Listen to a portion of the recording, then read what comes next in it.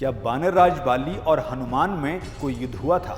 और अगर युद्ध हुआ तो इसमें विजय किसकी हुई?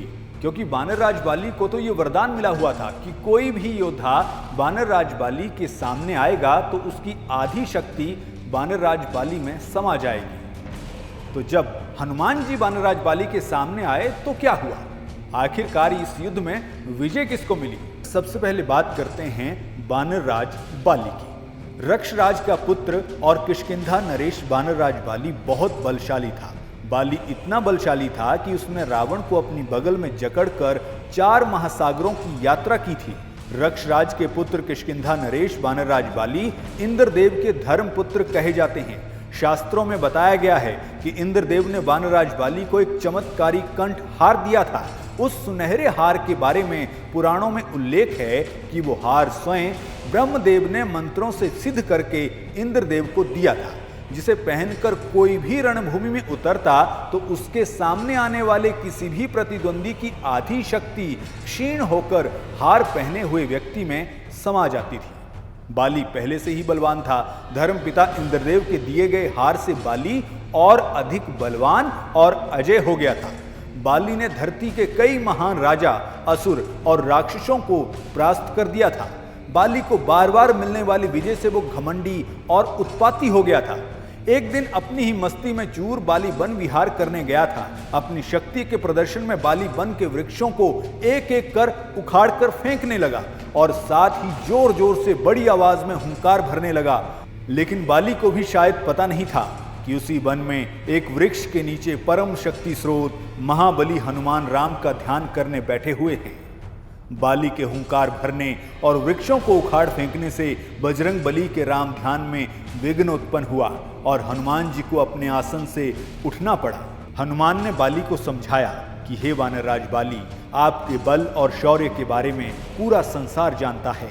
ऐसे में कृपया इस वन की शांति भंग ना करें और मेरे प्रभु श्री राम के ध्यान में बाधा ना डालें।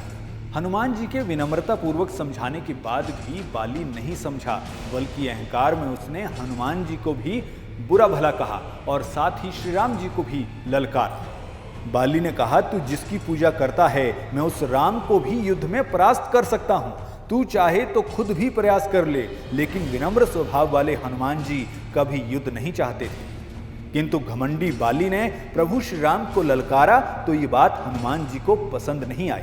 इसीलिए उन्होंने बाली की चुनौती स्वीकार कर ली। अब तय हुआ कि कल दोनों मल्लयुद्ध के लिए एक दूसरे के समक्ष उपस्थित होंगे।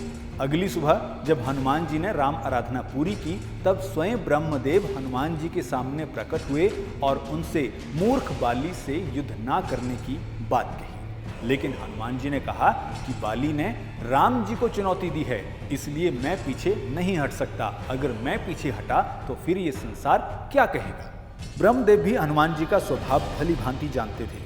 ऐसे में उन्होंने कहा कि हे अंजनी पुत्र, इस युद्ध के लिए आप जरूर जाएं, पर आप अपनी अपार शक्ति का सिर्फ 10वां हिस्सा ही लेकर जाएं। हनुमान जी ने परम पिता ब्रह्मा का मान रखने के लिए अपनी अपार शक्तियां उनके पास रखीं और उसमें से सिर्फ 10वां हिस्सा धारण किया। अपनी शक्ति का सिर्फ 10वां हिस्सा लेकर हनुमान जी बाली से युद्ध करने के लिए चले गए। दूसरी ओर अहंकारी बाली भी युद्ध की तैयारी करके रणभूमि में युद्ध करने के लिए खड़ा था। दोनों योद्धा मल्लयुद्ध के लिए मैदान में एक दूसरे के सामने थे। हनुमान बाली के सामने खड़े थे और तब ब्रह्मदेव के हार के वरदान की वजह से हनुमान जी की शक्ति धीरे धीरे बाली में समाने लगी और पल भर में बाली जमीन पर रेंगने लगा। बाली को यह महसूस होने लगा कि उसके शरीर की नसें फट जाएंगी। उसके शरीर में कोई ऐसा बल समा रहा है जिसको धारण करने के लायक वो नहीं है। दूसरी ओर वो हनुमान जी की तरफ देखे तो हनुमान जी अपनी जगह से टस से मस नहीं हुए थे। वो एक अचल पर्वत की तरह खड़े हुए थे। बाली ने कांपने वाले हाथों से अपने गले से हार निकाल दिया और हनुमान जी के चरणों में गिरकर क्षमा याचना मांगी। बाली ने जो प्रभु श्री राम का अपमान किया था उसके लिए भी वो लज्जित था। हनुमान जी तो विनम्रता की मूरत हैं, इसलिए उन्होंने बाली को माफ कर दिया और वहां से अंतर ध्यान हो गए। लेकिन बाली का घमंड चूर चूर कर गए। हनुमान जी का चरित्र ही ऐसा है। वो अतुलित बलधामा है। तो साथ ही विनम्रता भी कूट कूट कर उनमें भरी हुई है।